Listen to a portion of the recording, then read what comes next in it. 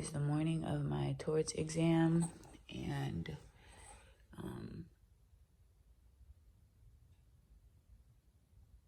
4:45. I got up at 4:30, and I'm just reviewing my notes for the last time and going over some stuff that I didn't get the opportunity to do last night because I had a crazy headache. Yeah, guys, so it is almost 5 o'clock, and I'm just going over my tort stuff and yada yada yada, because last night I went to bed like 10 something because I had a crazy headache, and I was not able to push through with studying. Like, I just had to go to sleep, so I wasn't feeling well. So I made that executive decision to just go to bed early and then wake up early this morning and resume my last studying. I don't have to have things fully memorized for torts because it's an open book exam, but obviously you still have to have the information studied. I prefer having stuff kind of memorized and locked in here versus having to rumble through my papers and stuff. So I still try to do my due diligence to have that done, but it is open notes. So yeah, I'm gonna finish up with that now, and then try to prepare myself to go to my exam, because my exam starts at 9 o'clock and I want to get to school at least by like 8:15, 8:20 or so. So exam 2 about to be underway in a couple hours. Let you guys know how I feel about it after I leave, and then I presume that I'm gonna come home and take a nap, a well-deserved nap, and then it's off to property, getting that property stuff done for Monday, and then taking it from there. So don't forget to like, comment, and subscribe. Oh, and I forgot that in the clip yesterday when I went, I updated you guys to let you know that my professor had a Torts interview and he emailed us like late or whatever. So I had to go on campus to print my outline, and the review session was supposed to end at 11:30, and I basically left the library at 11:30. I was about to leave school, and I was just like, you know what? Let me go up to the room, because if I know one thing about my professor, he arrives late and he leaves. He tries to push the time at the end of every session.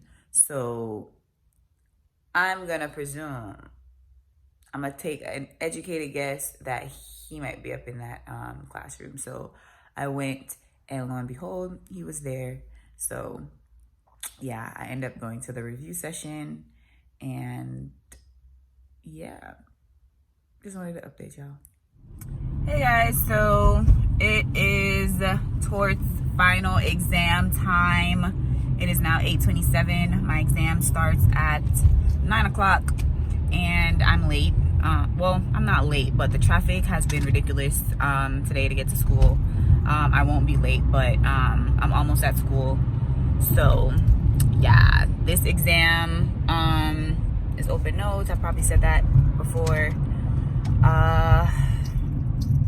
Yeah, so not feeling nervous again. Same thing. I might get a little bit of jitters right before like I go into the exam or whatever, but because that's what happened to me when I took a Civ Pro exam.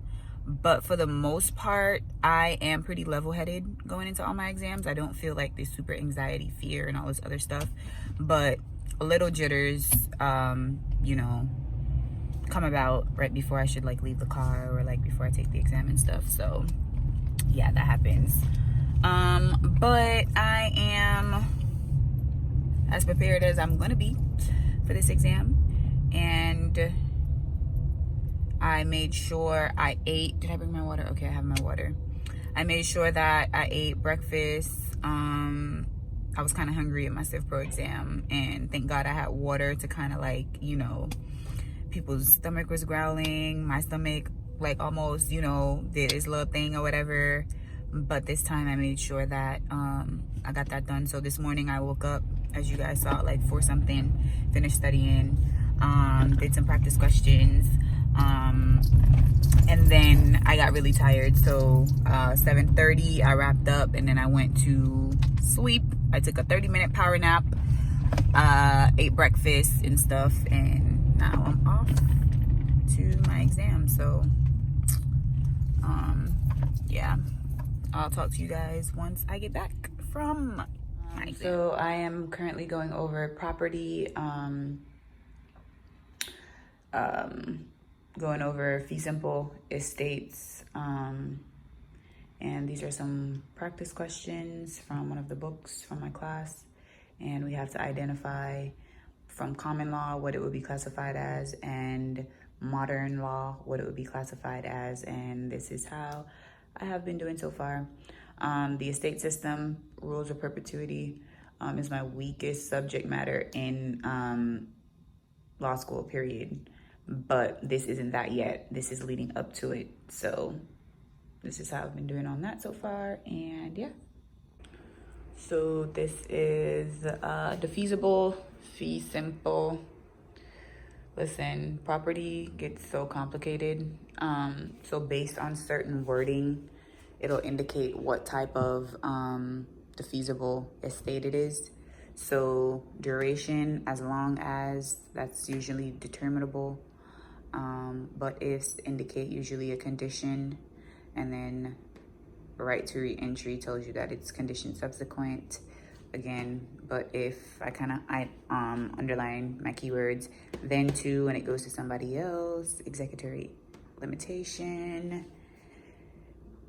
But if right of re-entry, so that's going to be condition, as long as it's going to be determinable, as long as. But then to is going to signify executory limitation, and then but if re-entry, condition subsequent. Yeah, so property, yay. No, not at all. So this is basically that for property. Moving right along. Basically you get, so this is a problem, O to A and her heirs, as long as she uses the land for recreational purposes. So you'll get different problems that's like that, and then you have to identify what type of the feasible estate it is. So you have 3 determinable, subject to condition subsequent, and subject to executory limitation, and then you have to figure out what future interests each has. So here I identified what estate, what present estate, and then what present interest, and then the future interest or whatever. Yeah. So this is pretty much it. And so far I have gotten them all right, with the exception of here, it says shifting executory interest in fee simple, and it wasn't fee simple absolute. So I have to review that and figure out why that was that. But before I was having a little bit of trouble with identifying shifting and springing executory interest, but I think I got it now after I've done a couple of problems. So yeah, property, not fun, but I'm happy so far with my progress. So let's go. Let's see how I do with rules of perpetuity, my least favorite concept in law school. Yeah, so as you can see, I basically got all 3 of these problems wrong, struggling. So let's see what we can do about this. Let's do some more, see what happens. Happy dance when I get it all right and it's coming together. Happy dance, ay, ay, ay, ay. Yes.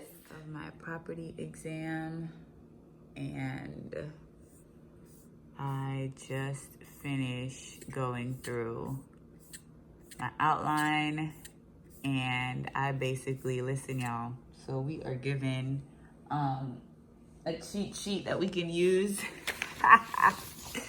Look at my cheat sheet. This is like my entire outline.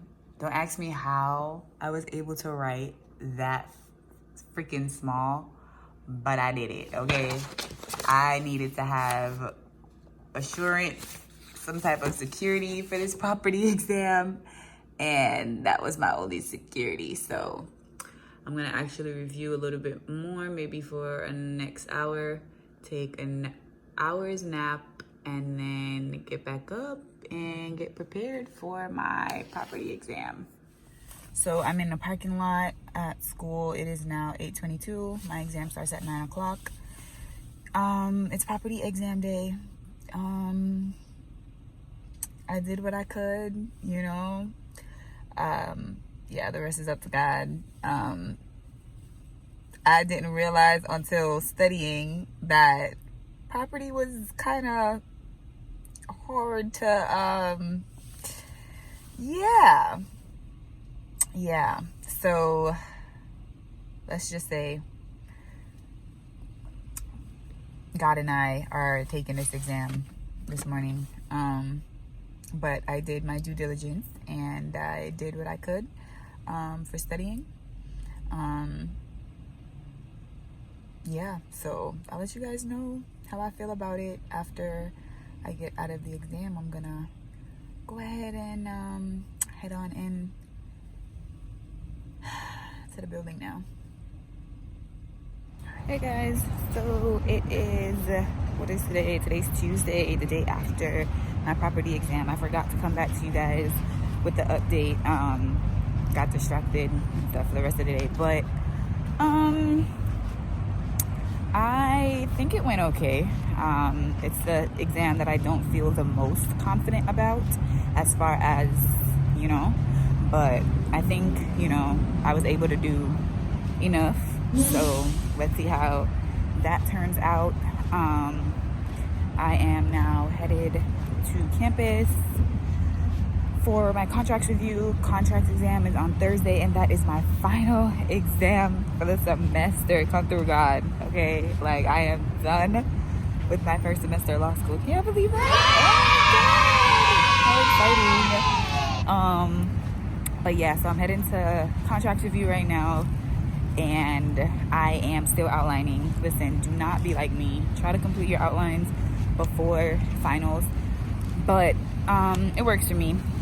We basically had 2 days in between property and contracts, and me working on my outline now and going over stuff and all that good stuff. It works for me, honestly, for all my classes thus far.